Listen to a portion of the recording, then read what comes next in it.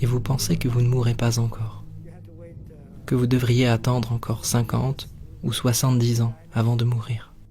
Mais ce n'est pas vrai. Ce n'est pas au bout du chemin. La mort se produit déjà, ici et maintenant.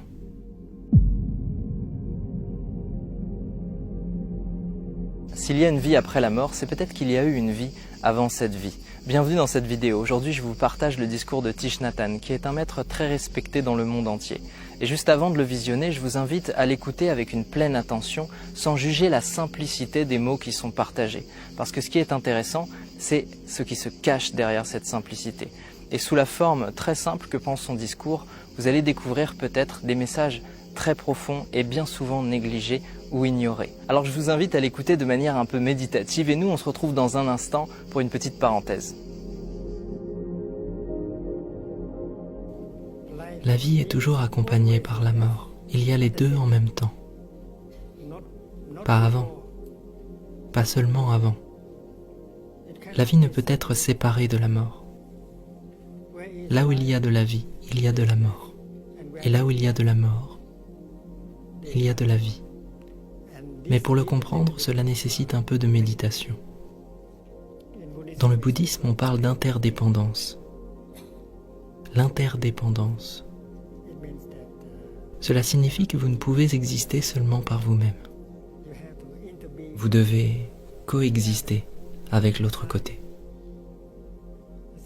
C'est comme la gauche et la droite. Si la droite n'est pas là, la gauche ne l'est pas non plus.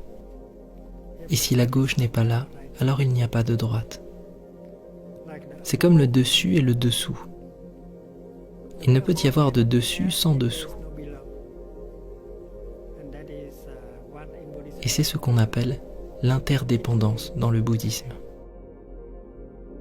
Les choses doivent être présentes en même temps. Par exemple, lorsque Dieu dit « Laisse la lumière être », la lumière répond « D'accord, mon Dieu, mais je dois attendre, je dois attendre. » Attendre quoi?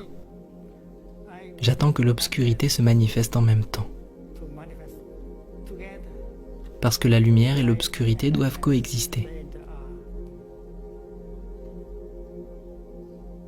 Et Dieu dit « L'obscurité est toujours là. » Alors la lumière répond « Dans ce cas, je suis toujours là aussi. »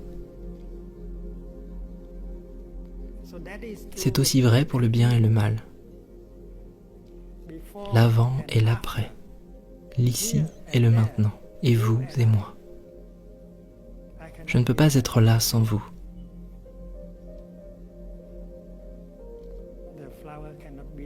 Et la fleur de lotus ne peut pas être là sans la boue. Sans boue, aucune fleur de lotus n'est possible. Il n'y a pas de bonheur sans souffrance. Et il n'y a pas de vie sans la mort. Et lorsque les biologistes observent le corps des êtres humains, ils constatent que la vie et la mort se produisent en même temps dans le corps, en ce moment même. Des milliers et des milliers de cellules sont en train de mourir.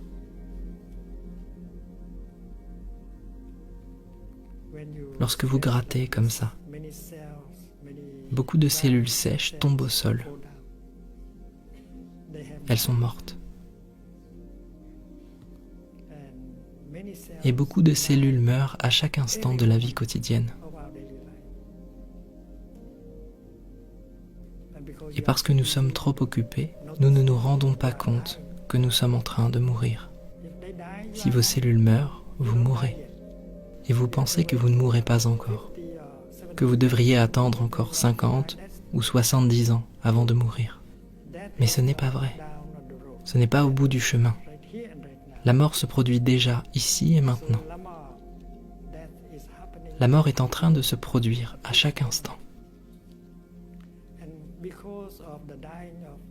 Et grâce à la mort d'un certain nombre de cellules, la naissance d'autres cellules est possible. Beaucoup de cellules naissent dans le moment présent. et nous n'avons pas le temps d'organiser un goûter d'anniversaire pour elle. Alors le fait de porter dessus un regard scientifique nous permet de voir la naissance et la mort se produire dans l'instant présent. Que grâce à la mort de ces cellules, la naissance d'autres cellules est possible. Et parce que la naissance de cellules est possible, la mort d'autres cellules est aussi possible. Les deux sont liés ensemble. Alors vous expérimentez la mort et la naissance à chaque instant. Ne pensez pas que vous êtes né à ce moment, le moment qui est mentionné dans votre certificat de naissance. La date du certificat est juste un instant, et ce n'est pas le premier instant. Avant ce moment, il y avait d'autres moments dans lesquels vous étiez déjà présent. Avant que vous soyez conçu dans le ventre de votre mère, vous étiez déjà là, en votre père et en votre mère, sous une autre forme. Alors il n'y a pas de naissance, pas de réel commencement, tout comme il n'y a pas de vraie fin. Lorsque nous savons que la naissance et la mort sont toujours liées ensemble, nous ne sommes plus effrayés par la mort, parce qu'au moment de la mort, il y a aussi une naissance. La vie est avec la mort. Et elles ne peuvent pas être séparées, et c'est une méditation très profonde. Quand on parle d'interdépendance, ce qu'on veut dire en fait, c'est qu'une chose ne peut pas exister par elle-même, pour elle-même et en elle-même, sans être liée à autre chose dans l'univers. Il y a forcément un lien, il y a forcément une interdépendance ou une coexistence. Et l'interdépendance est vraiment une fondation du bouddhisme, c'est une clé de compréhension, et la plupart des gens qui pratiquent la méditation sont déjà initiés à cette compréhension. Et c'est très intéressant d'avoir cette approche de l'interdépendance, puisque ça nous permet de comprendre qu'effectivement, il y a une perpétuelle transformation via l'interaction entre les différents éléments, les différents états de l'eau, les différents états de la nature, qu'on appelle aussi les saisons. Et on peut observer ce perpétuel changement. On voit bien qu'à un moment donné, les feuilles retombent au sol, qu'elles sont rendues à la terre pendant la période de l'automne, que ça crée une abondance de minéraux dans le sol et que ça permet de régénérer la terre. Et on voit bien ce processus de mort et de renaissance qui se produit tous les ans devant nos yeux.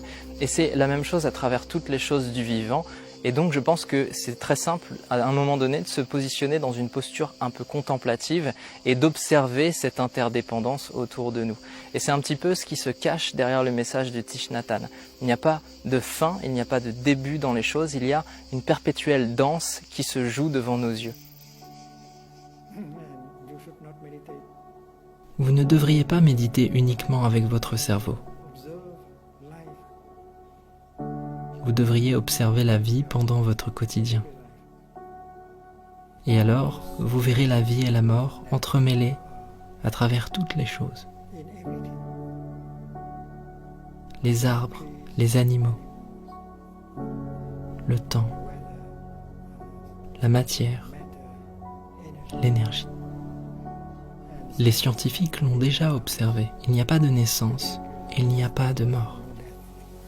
Rien ne se crée, rien ne se perd. Il n'y a qu'une transformation. Les transformations sont possibles et sont réelles. Mais la naissance et la mort ne sont pas réelles. Ce que nous appelons naissance et mort sont seulement des transformations.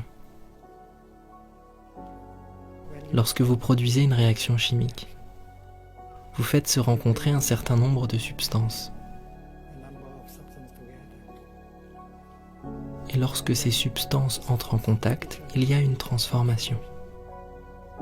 Parfois, vous penserez qu'une de ces substances n'est plus là, qu'elle a disparu. Mais en fait, si vous regardez profondément, la substance est toujours là, mais dans une autre forme. Lorsque vous regardez le ciel bleu et que vous ne voyez plus votre nuage, vous penserez que votre nuage est mort. Mais en fait, votre nuage continue toujours en adoptant la forme de la pluie ou d'une autre chose. La naissance et la mort sont uniquement visibles en surface. Si vous explorez davantage en profondeur, vous verrez qu'il n'y a ni naissance ni mort. Il y a uniquement une continuité.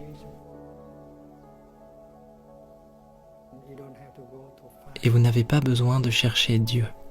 Dieu est notre vraie nature. C'est comme une vague. Une vague croit qu'elle est soumise à la naissance et à la mort.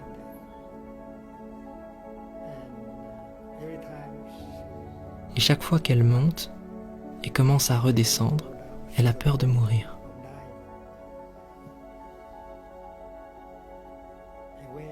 Une vague a peur de la mort. Mais si la vague réalise qu'elle est l'eau, alors elle n'a plus peur. Lorsqu'elle monte, elle est de l'eau. Et lorsqu'elle descend, elle est de l'eau. Et après être descendue, elle est toujours de l'eau.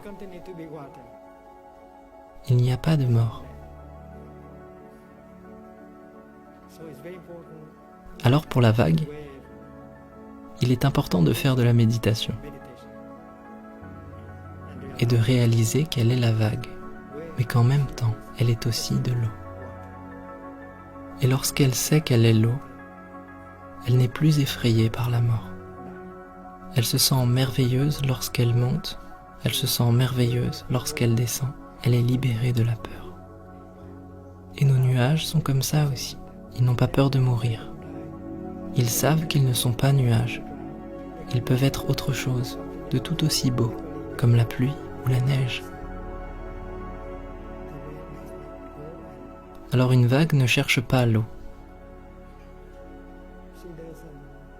Elle n'a pas besoin de chercher l'eau, parce qu'elle est l'eau dans l'ici et maintenant. La même chose est vraie à propos de Dieu. Nous n'avons pas besoin de chercher Dieu. Nous sommes Dieu. Dieu est notre vraie nature. Et nous n'avons pas besoin de partir en recherche du nirvana. Le nirvana est notre socle. Et c'est l'enseignement du Bouddha. Un certain nombre d'entre nous sont maintenant capables de réaliser cela.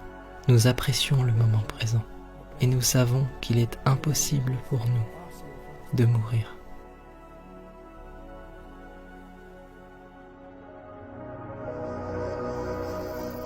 Dans notre société, la mort est encore perçue comme un drame, et pour beaucoup d'entre nous, elle est très douloureuse à vivre.